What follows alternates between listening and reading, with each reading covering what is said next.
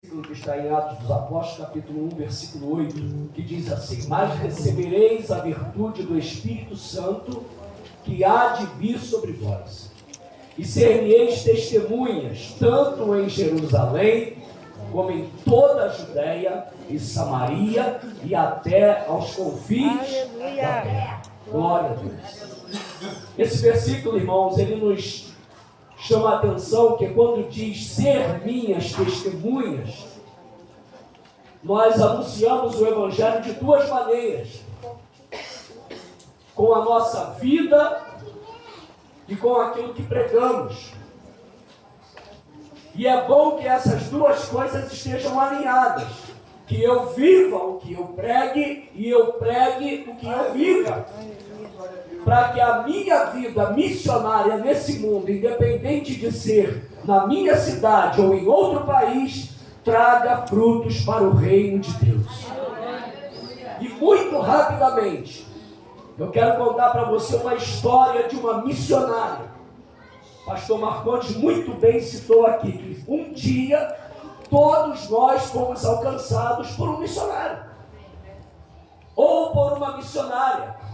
A gente cita muito no masculino, mas as mulheres têm uma importância muito grande, porque os missionários que estão espalhados pelo mundo têm a sua companheira do lado, que são peças fundamentais e às vezes mais importantes. Maria foi uma das maiores e talvez a maior missionária da Bíblia, que emprestou o seu útero para trazer o maior missionário a essa terra, que foi Jesus, que nos anunciou a sua verdade. E graças a uma missionária, que antes de pregar na Judéia, Samaria e nos confins da terra, ela se preocupou com Jerusalém, com a casa, com a família. E graças a essa mulher, eu hoje estou aqui. Aleluia! E essa história começou quando o meu antepassado, meu avô, ele era chefe de centros de Umbanda e Candomblé no Rio de Janeiro. E ele e todos os seus filhos serviam aqueles espíritos e levavam uma missão diferente da missão que nós estamos falando aqui nessa noite. Eles apregoavam outros deuses que não é o Deus que nós falamos aqui nessa noite. E aquele homem dirigia aqueles centros de Candomblé no Rio de Janeiro, e o tempo passou, ele foi adoecendo, foi ficando velho, cansado. E aqueles espíritos chegaram para aquele homem e disseram: olha, nós precisamos de um substituto, de alguém que vai dar seguimentos, um herdeiro para o centro. E aí o diabo exigiu que o 7º filho do meu avô fosse o herdeiro, o príncipe, daquele pai de santo que ia dar seguimento àquele centro. Só que por um descuido do diabo, o 7º filho do meu avô era uma mulher, era a minha mãe. E o diabo queria que fosse o 7º, queria que fosse homem, porque o diabo gosta de imitar a Deus. O 7 é o número de Deus. No 7º dia Deus descansou. Na 7ª volta a muralha caiu. No 7º mergulho, Naamã foi curado. O diabo gosta de se sentir como Deus. E ele quis o 7º filho e um homem. Mas o 7º filho era uma mulher. Aleluia. E aí eles pensaram: então é do ventre dela que vai sair o herdeiro. E aí a minha mãe se casou, e eles servindo aqueles espíritos, ela engravidou do seu primeiro filho, e era um menino. Só que ela foi tomada por uma enfermidade, um problema no seu útero, aquela gestação foi muito complicada, e ela foi se agravando, 1 mês, 2, 3, muita complicação. Com 6 meses no útero, aquela criança morreu. E eles tiveram que levá-la para o hospital, fazer uma cirurgia, retiraram aquela criança morta, sepultaram aquele menino, e houve uma frustração muito grande na família. Ela queria ser mãe, meu pai tinha o sonho de ser pai, E os espíritos estavam esperando o herdeiro nascer. O menino que ia ser consagrado como príncipe do candomblé no Rio de Janeiro. Os médicos falaram: olha, a senhora teve um problema muito estranho e o seu útero ficou muito afetado. E nós vamos fazer um acompanhamento. O tempo foi passando e ela engravidou pela segunda vez. E novamente era um menino. Os demônios comemoraram. O herdeiro vai vir do ventre dela. Novamente uma gravidez complicada. Problemas durante a gestação. Mas passaram os 9 meses. A criança nasceu fraca, frágil, com várias doenças. E aquele menino não conseguiu ter forças. E com alguns meses depois de ter sido gerado, aquele menino também morreu. Aquela mulher ficou muito triste, meu pai decepcionado. Os demônios não entendiam o que estava acontecendo. E os médicos viraram para ela e falaram: olha, esse segundo filho morreu, a situação do seu útero ficou pior. Se a senhora engravidar pela terceira vez, não só a criança corre o risco de morrer, mas dessa vez a senhora pode morrer também. Nós vamos ter que fazer um tratamento. Assim que o seu útero se recuperar, nós vamos fazer uma cirurgia para a senhora não engravidar mais. E aí ninguém entendeu nada. Porque os demônios disseram que no ventre dela ia sair o prometido que ia dar seguimento ao centro. Só que ela ia só se recuperar para fazer uma cirurgia e não ter mais filhos. E aí ela foi fazendo o tratamento, o tempo foi passando, só que acidentalmente, durante o tratamento, ela engravidou pela terceira vez. E novamente era um menino. E todo mundo ficou preocupado. E ela chegou a ser orientada pelos médicos a fazer um aborto daquela criança. Porque aquela criança não ia sobreviver e ela também poderia morrer. Só que ela disse: não, eu já perdi 2, deixa vir, eu estou grávida, deixa vir. Se ele morrer e eu morrer também, eu morro com meu filho. Aí, aleluia, entra na história uma missionária. Do outro lado da família tinha uns crentes que não se misturavam com os espíritas. Aleluia. Os espíritas não gostavam daqueles parentes de lá, porque a treva não combina com a luz. Aleluia. E no meio daqueles poucos crentes tinha uma mulher chamada Alzira. Mulher do coque, do joelho calejado. Mulher que não perdia tempo com novela, com fofoca. Era mulher de signo de oração. E ela sabia de toda a história. Ela era prima da minha mãe. E ela dobrou o seu joelho e falou: Senhor, eu estou vendo tudo que está acontecendo lá.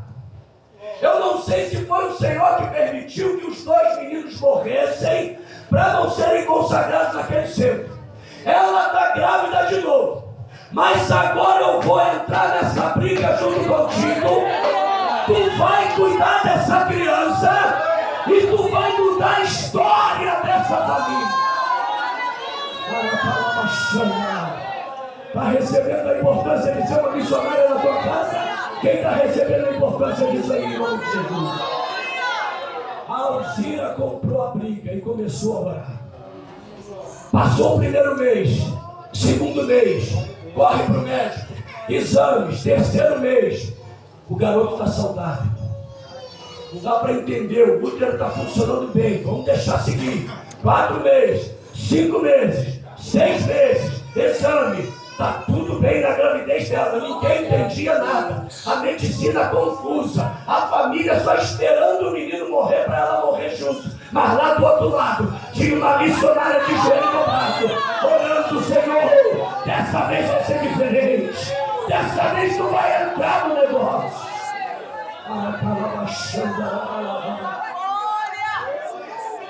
7 meses, 8 meses, barriguda. Papai botava a mão, chutava para tudo que é lado. Chutava de canhota, chutava de direita, dava cabeçada. Papai todo bobo, esse vai ser um craque de bola. Coitado de papai. 9 meses, estoura a bolsa. Meu Deus. O bebê nasce, corre para o hospital, criança saudável. Aleluia. Mamãe vem. E aí entra o mentiroso do diabo na história. Reunião no centro, os demônios disseram: esse nasceu porque nós guardamos. Esse é o prometido. Esse é o que vai ser, o que vai dar seguimento. Meu avô já tinha falecido. E aí os demônios deram uma ordem. Lembra do 7 que ele gosta de imitar Deus? No 7º dia de vida, esse menino vai vir aqui ser consagrado. Primeiro dia no hospital, segundo dia, terceiro teve alta, foi para casa, tudo bem. Quarto dia, beleza. Quinto dia, sexto dia. Quando chegou no 6º dia, o centro já estava tudo preparado, ritual para no 7º dia esperar o menino. No 6º dia à noite, Deus permitiu que mamãe tivesse uma recaída. Ela passou mal de novo. Corre para o hospital. Os médicos falaram: ela vai ter que ficar aqui em observação com a criança. E aí o 7º dia amanheceu. Mamãe no hospital com a criança o dia todo. Quem está entendendo, exalta o nome dele. Quem está entendendo, glorifica o nome dele. A mamãe ficou o 7º dia inteiro no hospital. No centro os demônios esperavam, os espíritos aguardavam, mas no 7º dia inteiro ela ficou em observação. Terminou o 7º dia. No 8º dia de manhã, mamãe estava sentada na cama tomando café. Os médicos examinaram, não tinha mais nada. Deram alta, ela foi para casa. Quem está entendendo, Deus agia aí. Ei, glorifica o nome dele. Não houve a consagração, mas eles continuaram servindo aos demônios. Primeiro passo, vitória. Sabe por quê? Tinha uma missionária orando a Deus. Amém, Jesus. Eu fui crescendo, 3, 4, 5 anos. Eu andava dentro daquele centro, eu era idolatrado lá dentro. Esse é um herdeiro, esse é um príncipe, não pode mexer com ele. Com 5 anos de idade, eles me vestiram com todas as roupas do candomblé, os guias, toda a vestimenta. E eu recebia orientações da minha mãe, dos meus tios, dos demônios. E ali eu benzia as pessoas. Eu rezava as pessoas conforme eles me orientavam. 5, 6 anos. E aí o diabo entrava no corpo das pessoas em forma de doença. As pessoas iam lá doentes, buscando alguma esperança. Eu rezava e benzia. O diabo saía. E elas achavam que tinham sido curadas. Meu Deus. E todo mundo começou a comentar e espalhar aquela notícia. Ali no centro tem um príncipe, um menino lá que ele reza e as pessoas são curadas. Ele reza e as coisas só acontecem. E ali começou a espalhar aquela notícia por toda a zona, ali a zona norte, ali no Rio de Janeiro, na Penha, em vários lugares. E aí começaram a aparecer políticos, artistas locais, muita gente, o centro começou a ficar cheio. E muitas coisas aconteciam, nós vamos resumir por causa da hora. Coisas sobrenaturais, havia sessões naquele centro, pastor Marconde, que o diabo me transportava e eu flutuava ali dentro sem colocar os pés no chão. Ele me levava de um lado para o outro. O sobrenatural existe, não brinque com isso. É coisa séria. Seja crente, ore, leia a Bíblia. Aleluia! O tempo foi passando e muita coisa terrível foi acontecendo naquele lugar. E ali eu via de tudo. Havia partes mais pesadas de magia negra que minha tia fazia. As pessoas iam naquele lugar para fazer trabalhos para destruir casamentos de outros, para destruir famílias de outros. Eu vi várias vezes pessoas irem naquele lugar e falar: eu não gosto da família tal, eu quero fazer um trabalho para que o filho dela tenha vontade de ser mulher. Meu Deus. Daqui um dia eu vou sair preso de uma igreja por falar isso. Mas homossexualismo é demônio. Não é doença, não é genético. É mentira do sistema. É demônio. Eu via eles fazerem essas coisas. São espíritos que entram na mente da pessoa e mudam a sua concepção.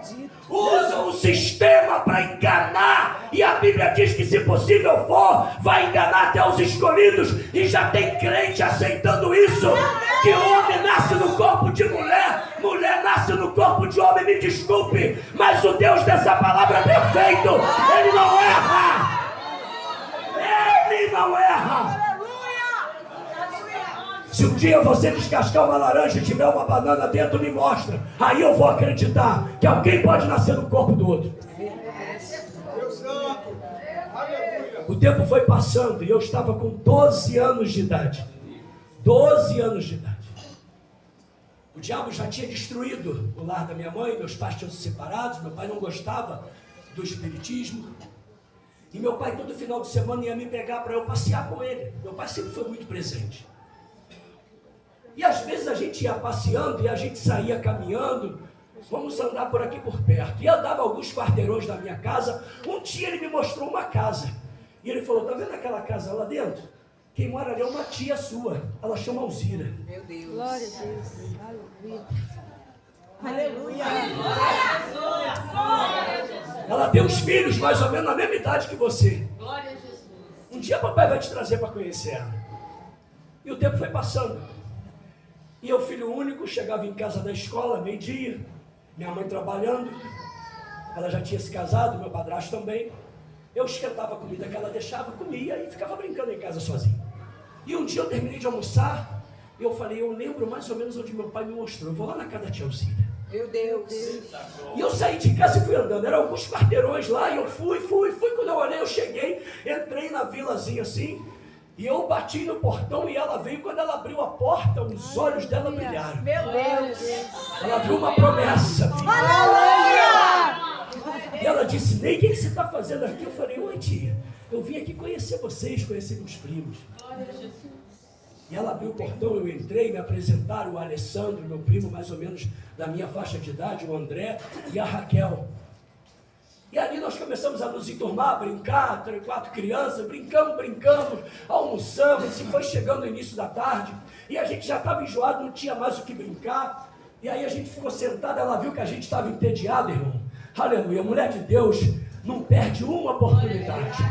A gente vai fazer o quê, mamãe? Ela falou assim: chama o Ney para brincar de culto. Glória a Deus. Glória a Deus.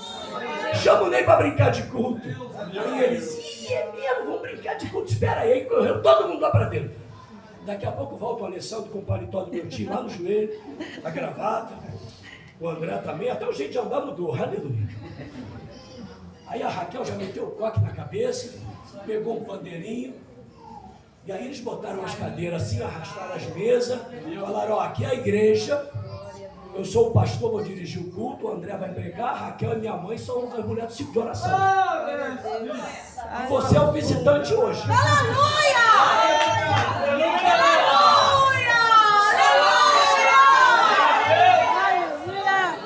Você vai ficar sentado aqui nessa cadeira, nós vamos fazer o culto, no final eu vou pregar. E eu vou perguntar: quem quer aceitar Jesus? Aí você levanta a tua mão e vem aqui na frente. Eu falei: amém. E aí a tia Alzira abriu a harpa cristã. Quem gosta de hino da harpa, diga amém. Tem umas músicas esquisitas hoje em dia aí, que nem o nome de Jesus fala mais. Mas hino da harpa é hino inspirado por Deus. Hino da harpa salva. Hino da harpa cura. A tia Alzira abriu a harpa e eles começaram: ó, quão cego andei e perdido vaguei, longe, longe do meu Salvador.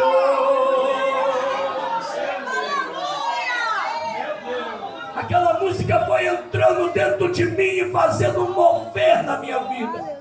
Com 12 anos de idade eu só ouvia ponto de macumba, cheiro de charuto, de cachaça. Aquela música entrou como um antídoto. Aquilo ia fazendo um bem para minha alma. Meu semblante foi mudando. E a tia Alzira olhou, observou: vamos de hino da harpa. Bendito seja o Cordeiro.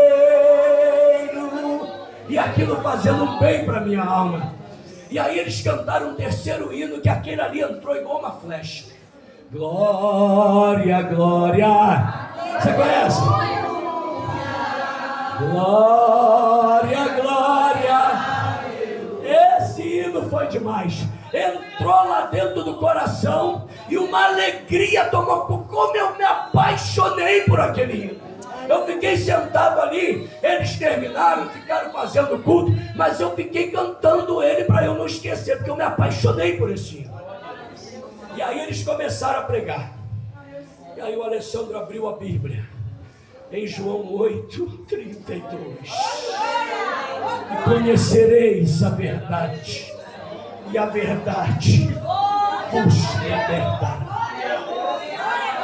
O Espírito de Deus tomou aquele menino na brincadeira com uma autoridade, e ele começou: porque Jesus Cristo salva, porque Jesus Cristo batiza, porque Jesus Cristo leva para o céu.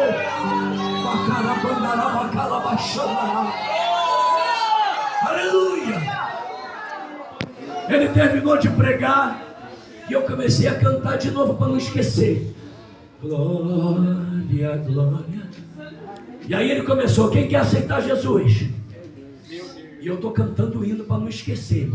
Eu era um adolescente meio lesado. O homem só tem uma caixinha. Se estiver cantando, não faz outra coisa. E eu estou cantando glória, glória. E ele está lá: quem quer aceitar Jesus? Eu tinha esquecido tudo já. Ele ficou nervoso. Ô Ney, você é o visitante. Levanta a mão e vem aqui. Quem quer aceitar Jesus? Eu levantei da cadeira, ergui a minha mão ao céu e fui lá na frente dizendo: eu quero aceitar a Jesus. Pelos olhos da fé, irmãos, eu imagino a reviravolta no inferno naquele momento, por causa de uma simples brincadeira. E aí eles falaram: vamos orar por essa alma. A tia Alzira falou: não, agora deixa comigo. A brincadeira agora acabou. Tia Alzira colocou a mão na minha cabeça. Quando eu falo, eu sinto até hoje. Ela já dorme no Senhor. Ela colocou a mão na minha cabeça, começou a chorar, eu não entendia nada. E ela dizia: Senhor, aqui está o cumprimento de uma promessa tua. Muda a história dessa criança para a glória do teu nome.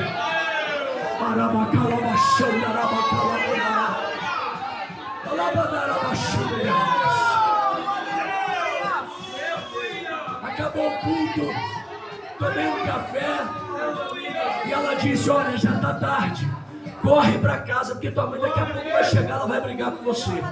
E eu fui correndo para casa, e cantando glória, glória, aleluia.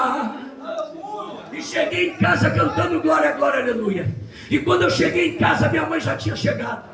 E eu entrei, quando eu fui entrar na porta da cozinha, glória, glória. Ela estava no fogão. Ela virou para mim, o rosto da minha mãe parecia um demônio, pastor Marcos. Ela deixou a panela no fogo, se aproximou de mim e deu um tapa dentro do meu rosto. Um tapa muito forte. Queimou. E ela disse: eu não quero você na casa da sua tia Alzira, trazendo essas coisas de crente para cá. Vai tomar o seu banho. E eu desci com as lágrimas, eu entrei com as lágrimas descendo, peguei a toalha, a roupa que ela tinha separado. A minha casa, a nossa casa, as paredes eram cheias de quadros, de tudo que é imagem que vocês podem imaginar. No canto da casa, tinha um cômodozinho no meio da sala, que ali tinham muitas imagens de tudo que é entidade, até com tamanho natural, onde nós ali fazíamos rituais satânicos. Com 12 anos de idade, aquele tapa queimando no meu rosto. Não sabia eu que aquele tapa era a resposta da oração da tia Alzira. Porque aquele tapa me deu uma indignação tão grande no meu coração, pastor Marconde, que quando eu passei na frente daquele cômodo onde eu fazia rituais, eu apontei para aquelas imagens e eu falei: um dia o Deus da minha tia vai ser o Deus da minha mãe também.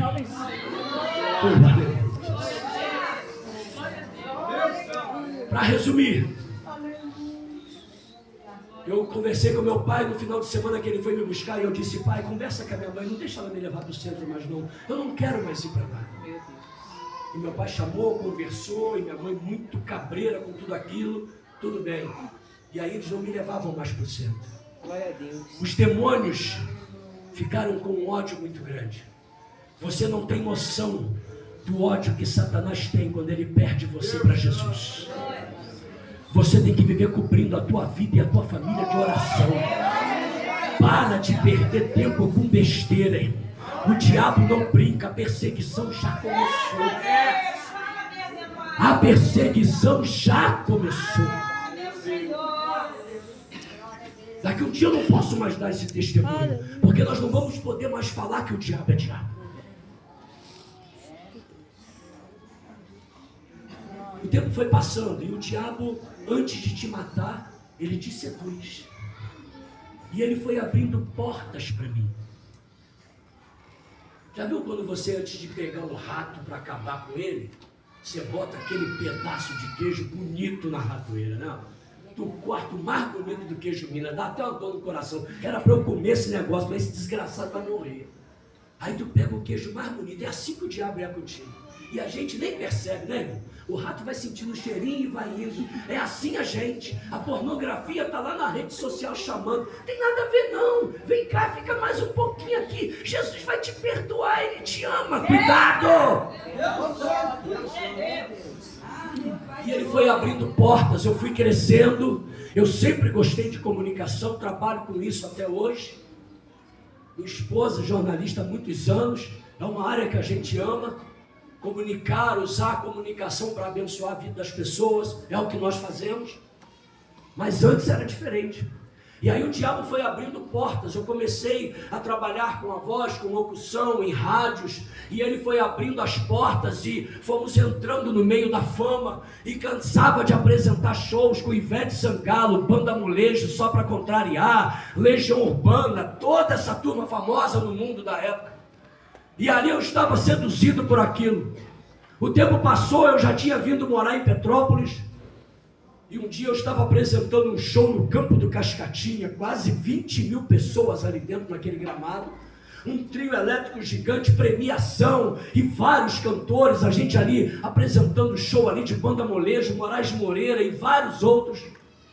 E já era quase madrugada, e num determinado momento, quando eu desci do trio elétrico e o cantor ficou lá cantando, os outros cantores lá no camarim, que eu entrei na porta do camarim, algo abriu a minha visão, e eu olhei aqueles artistas cheirando cocaína, bebendo, se prostituindo, algo terrível tomou conta do meu coração.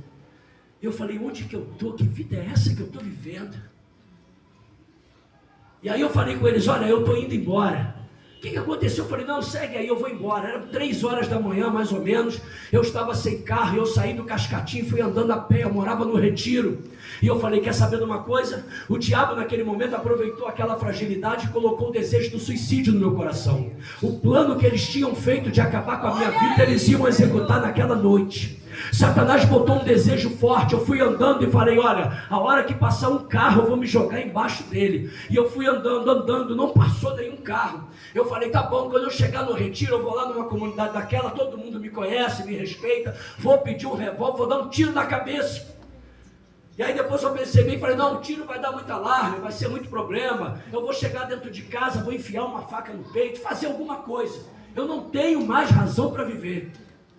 E fui embora. Quando eu cheguei em casa, eu encostei num canto do cômodo, arriei, dobrei minha cabeça sobre os joelhos, fechei meus olhos e ali fiquei tomando coragem para tentar me suicidar. E naquela de vai e não vai, vai e não vai, de repente eu escutei passos, como um casco de um bode se aproximando de mim, aquelas pegadas. E eu comecei a sentir um cheiro de enxofre muito grande.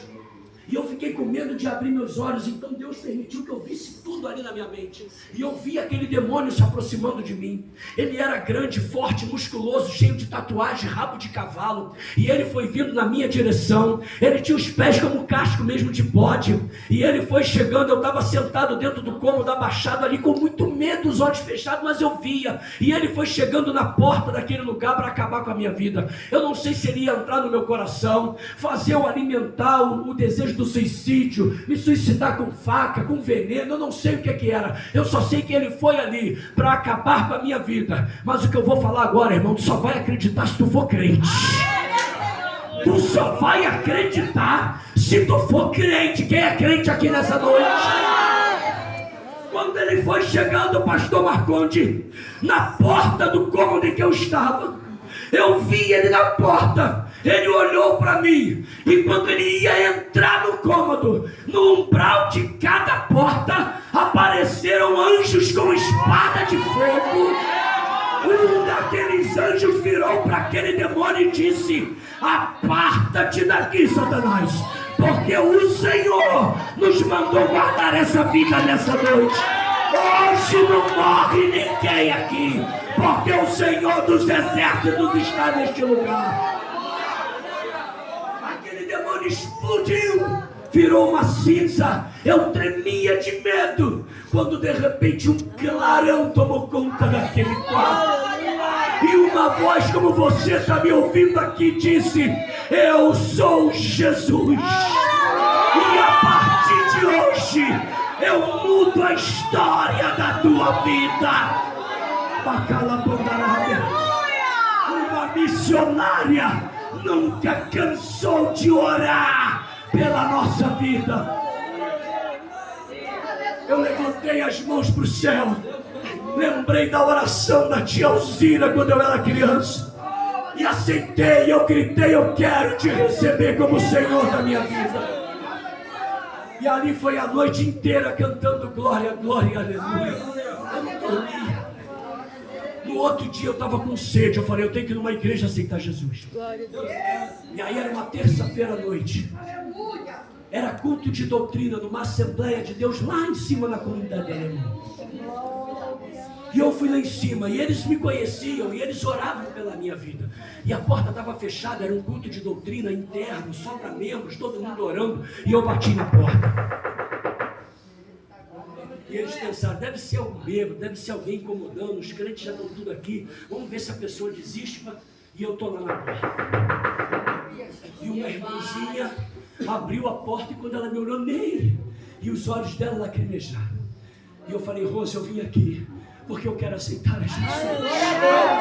Ela disse: entra, entra. E ela fechou a porta. Ela foi lá no obreiro, orando: pastor, o Ney quer aceitar Jesus. O pastor levantou, o pastor José Carlos levantou os obreiros, levantou a igreja e falou: nós temos uma alma para Jesus nessa noite. Eu fui lá na frente, irmãos, e caí de joelhos naquele altar. Eu nunca tinha me ajoelhado diante de ninguém. Aqueles demônios se curvavam de mim diante do centro. Mas quando eu cheguei no altar daquela igrejinha, eu estava diante do Deus Todo-Poderoso. A sua glória tomou conta da minha vida. Eu caí de joelhos e aceitei a Jesus como meu Salvador. E ali eles oraram, cantaram. E eu falei: eu quero ser crente, eu quero ir para a igreja amanhã também. Tá, você vai para a igreja amanhã, tem culto lá na sede. E eu falei: tá, mas eu quero ir igual vocês, eu quero ir com roupa de crente. E eles me deram um terno lá, que tinha lá na igreja, uma gravata, um terno, um begezinho, meio malhado, meio esquisito, igual um chevetezinho que tinha lá no 74, e era um terno chevette. Eles me deram uma gravata. Antigamente a gravata era dessa largura assim, igual a língua de boi. Me deram aquela gravata, o ternozinho chevette, um sapatinho, peguei uma Bíblia. E aí no outro dia, quarta-feira, a igreja lá na sede. E toma. E todo mundo olhando e falou: isso aí o Ney aceitou Jesus. Quinta-feira, a igreja, culto. Sexta-feira, culto de novo. Sábado, culto de novo. Aleluia. O pessoal em casa falou: pô, tá maluco, aceitou, ele virou crente aí. É igreja todo dia. Eu falei: eu quero estar lá todo dia, porque Jesus está lá. Hoje em dia, para ir em 3 cultos na semana, o povo tem uma dificuldade, rapaz, misericórdia. Aqui não, tá, irmão? Nas outras igrejas por aí. Aqui ninguém falta culto de doutrina, escola dominical. Glória a Deus. E aí no sábado à noite eu cheguei em casa e falei, eu quero visitar minha mãe. Tem um detalhe aqui que eu não tinha falado, só para terminar. Já tinha mais de 6 meses que eu não tinha contato com a minha mãe. Eu havia me desentendido com o meu padrasto e a gente não se falava nem por telefone. Ela morando lá em São João de Meriti e eu aqui em Petrópolis. E eu falei, eu preciso visitar a minha mãe. E aí no domingo de manhã cedinho, levantei cedo, botei o terno chevette, a gravata língua de boi, peguei a Bíblia e o pessoal, tu vai para a igreja antes da tua mãe? Eu falei, não, minha mãe tem que me ver assim. Aleluia. A minha mãe vai me ver assim. Aleluia! De terno, gravata e Bíblia. Glória a Deus. Peguei o ônibus ali na rodoviária, Roletão, Caxias, fui para São João de Meriti, 8 e pouca da manhã eu já estava no portão. Quando eu cheguei no portão de casa, a perna tremia, o joelho batia um no outro. Eu falava, Jesus, esses demônios da minha irmã são esquisitos. Mas o pastor falou que o Senhor está comigo. Eu vou entrar. E eu entrei. E eu fui chegando na casa da minha mãe, tudo a mesma coisa. E já estava tudo aberto, ela sempre acordava cedo. E eu olhei assim a janela da sala, não vi ninguém. E quando eu olhei para as paredes, não tinha mais quadro nenhum na parede. Meu Deus. As paredes estavam branquinhas. E eu estranhei, olhei na outra janela e dei uma olhada. Quando eu olhei lá no cômodozinho, onde tinha um altar, que nós fazíamos os rituais, não tinha mais estátua nenhuma.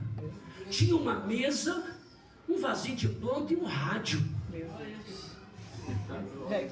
Olhei na última janela assim da sala, tinha uma estante. Quem sabe que é estante fala amém? Amém. Graças a Deus. Do lado da estante tinha um quadro na parede. Nesse quadro tinha um barco grande, Aleluia. uns casais de bicho entrando dentro do barco, um homem com um cajado assim pra cima. Em cima estava escrito assim, a arca de Noé. Eu falei, minha mãe se mudou e ainda vendeu a casa com crente. Eu tenho que achar essa pessoa e perguntar. E aí eu andei mais um pouquinho, cheguei na porta da cozinha. Meu Deus. A cena onde eu tinha levado o tapa quando eu era criança, meu coração acelerou. E terminava a casa aqui, mas aqui tinha um corredor. E lá no final tinha um tanque de concreto. Sabe o que é esse tanque de concreto? Você tem ainda? Louvado seja Deus. Sua esposa usa? Não. Esse está fora de casa. Tá só relíquia. É relíquia. Quem já lavou roupa naqueles tanques? Ô, glória! As irmãs antigamente era tudo sarada, fininha. Precisava botar roupinha decente para ir pra academia, não. Era ali, ó. Não sou contra a academia, não, viu, irmão? Mas vigia lá se tu faz. Vai decente, vai que nem crente. Fica dançando aquela música lá, não tem música lá consagrada ao diabo. É verdade. Cuidado, cara, cuidado. E quando eu olhei lá no final, tinha uma mulher lá, o tanque ficava de frente para cá, ela estava de costa para mim. E tinha uma mulher lá lavando roupa. Sainha aqui no joelho, camisa, coque na cabeça, lavando roupa e sussurrando. Mulher de Deus tem que fazer as coisas cantando. Esse negócio de estar em casa, eu sou escrava desse lar aqui. Meu Deus! Ninguém me falou, para de amaldiçoar tua família. Faz com amor a comida do teu marido, do teu filho. Lava a roupa com amor. Ah, pastor, mas ele não me dá valor. Jesus está vendo, ele te dá valor. Ele vai te honrar pelo teu compromisso com a tua casa. E aquela mulher estava lavando roupa e eu olhei bem e fui me aproximando devagarinho. E quando eu cheguei perto daquela mulher, pastor, era a minha mãe. Aleluia! Ela estava lavando roupa, irmão. Só vai acreditar agora se tu for crente. Na continuação, o meu celular cortou o vídeo, mas ele termina contando que o rosto da sua mãe brilhava. E ela com lágrimas nos olhos dizia, meu filho, Jesus falou para mim que você ia vir aqui de terno e Bíblia na mão. E eu aceitei a Jesus. E o que aquela mãe sussurrava era o hino. Glória, glória, aleluia. Glória, glória, aleluia. Glória, glória, aleluia. Vem vencendo, vem Jesus.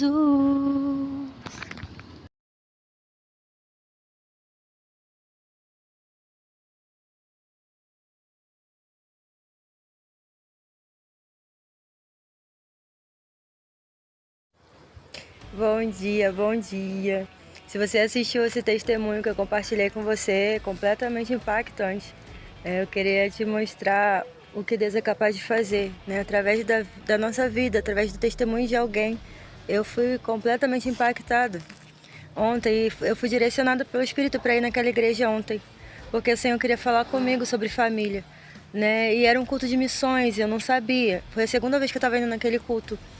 E eu tinha que estar ali, o Senhor me mandou estar ali, porque eu precisava ouvir tudo que eu ouvi naquele lugar.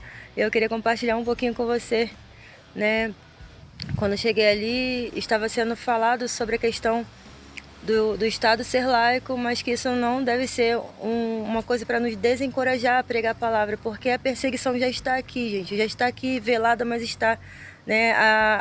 A questão da liberdade de expressão ser tolhida, a gente daqui a pouco não vai poder carregar a Bíblia também, não vai poder fazer mais nada, e aí? Né? A gente vai seguir o exemplo dos nossos irmãos perseguidos, que continuam cultuando mesmo escondido, que os missionários que vão lá para o Oriente para pregar escondido, será que você vai se esconder? Será que você vai continuar desobedecendo o que Deus manda, que é ir de pregar em tempo e fora de tempo? Sabe? Porque é o Senhor que vai te cobrar, não são pessoas, não são governos, é o Senhor que vai te perguntar por que você não falou dele. E não vai ter desculpa, gente. Deus dá oportunidades o tempo todo da gente mostrar quem Ele é. Inclusive ontem, quando eu estava indo para esse culto, eu encontrei uma senhorinha na praça aqui embaixo. E ela perdida, queria ir numa festa junina. E eu não perdi a oportunidade. Falei, moça, eu tô indo para a igreja. Se a senhora quiser ir, eu te levo. E ela foi, Dona Lourdes, nunca vou esquecer. E ela foi muito impactada com o que aconteceu naquele culto ontem. Foi maravilhoso para nós duas, e para o meu filho também. E então, uma das coisas, né, que me mexeu muito comigo, porque eu estava já me questionando há um tempo em casa. Senhor, será que o chamado de Jocum para minha vida foi uma ilusão? Será que realmente não é o que o Senhor quer para minha vida? Perguntando, né? Porque eu fui muito quebrada lá dentro. Eu fui muito magoada e ferida, desprezada. Porque onde tem pessoas, tem feridas. Sabe, eu tô aqui para te encorajar a se posicionar. A importância do posicionamento, gente, uma das primeiras coisas que marcou minha vida, quando eu me batizei novamente, porque eu era batizada desde criança, mas eu desci as águas, por um convite de uma líder de jovens que me chamou para um pequeno grupo. E uma das coisas que a Marcinha sempre falava era posicionamento.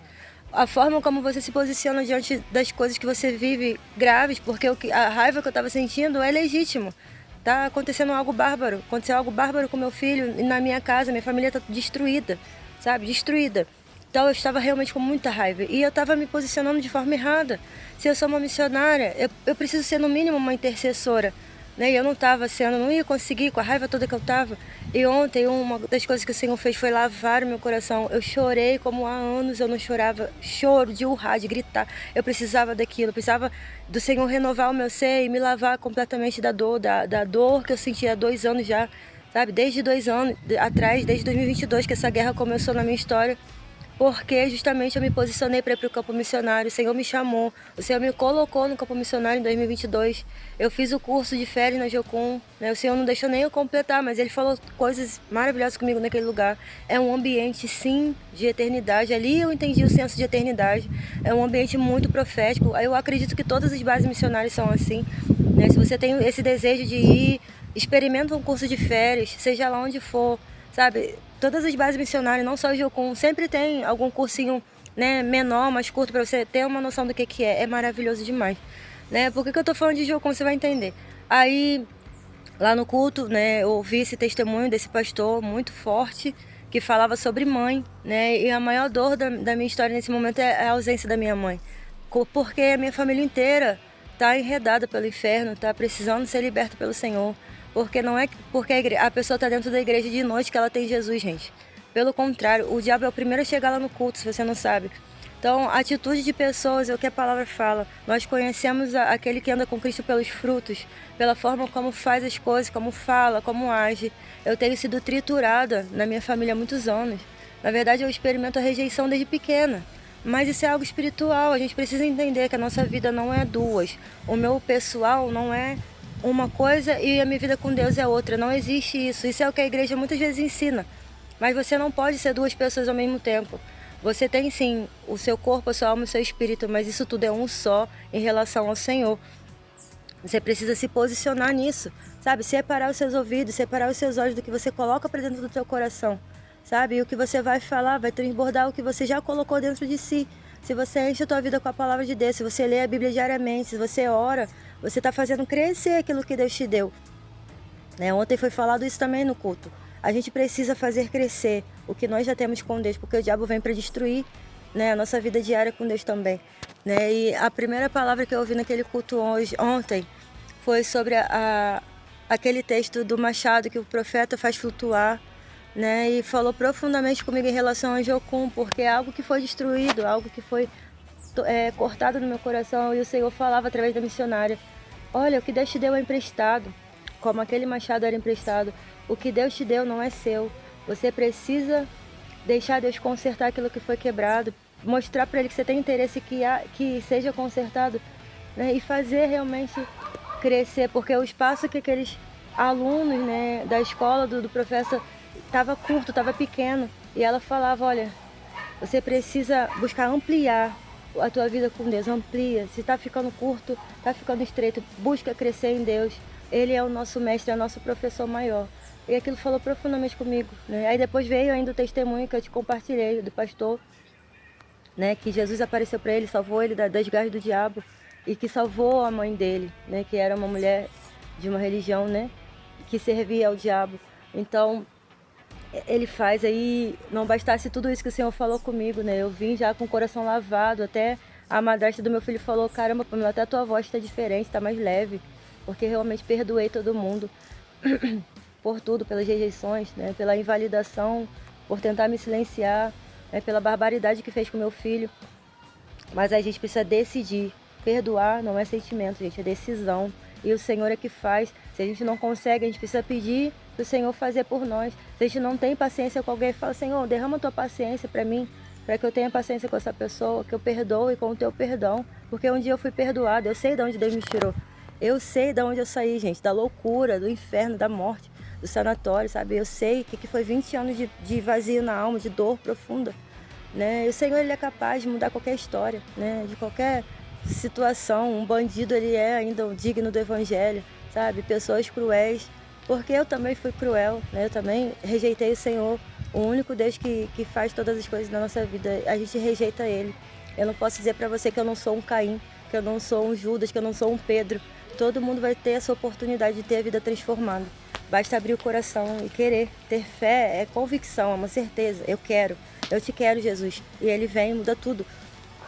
E no caminho para casa, eu estava conversando com os meus amigos, contando do êxtase que eu vivi ali, do lavar da minha alma, da regeneração dos meus sentimentos, das minhas emoções. O quanto o Senhor queria que eu me posicionasse como uma mulher de oração, porque o cerne daquela mensagem do pastor compartilhando a sua... Ele falava, ele começou falando o poder de uma missionária numa família, da oração de uma missionária. E eu não estava sendo uma mulher de oração nesse momento, nessa dor que é legítima, mas eu preciso me posicionar como intercessora, que uma missionária deve ser. Missionário, gente, não é um título, é uma responsabilidade. Eu não chego na igreja me apresentando como missionária, não chego, mas é uma responsabilidade, Você carrega algo dentro de si, você carrega um legado, você carrega o nome de uma família, que é a família celestial, você carrega o nome de Cristo, sabe? Então tem que viver de acordo, e não é mostrando para as pessoas, é no seu secreto. Viver de acordo com o que você carrega, é orar incessantemente, é ler a palavra, é se encher do conhecimento de quem Deus é, que está ali exposto na palavra de Deus, E aí no caminho para casa, eu extasiada ainda, aí eu olho meu Instagram, eu recebi um convite, Então... E engraçado que gente, eu não preciso mentir, eu estava falando com o Senhor já há uns dias: Senhor, eu só vou se me convidarem, eu só volto para Jocum se me convidarem. Eu falei isso no meu interior, e eu quase chorei de novo quando eu abri ali aquela mensagem do Instagram me convidando para um curso, e o Senhor me direcionou a uma nova nação, uma nova base missionária. Eu estou muito feliz, estou com uma nova expectativa, espírito renovado no que o Senhor vai fazer daqui para frente.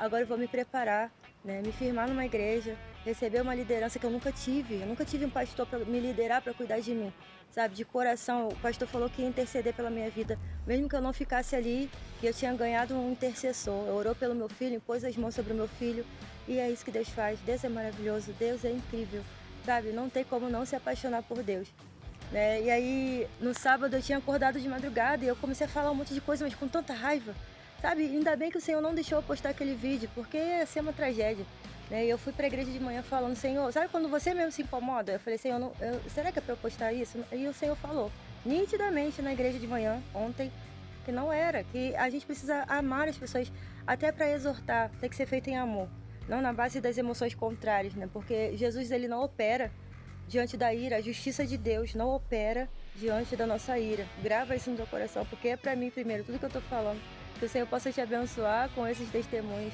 Ele é vivo, ele é real e ele tá voltando. Deus te abençoe.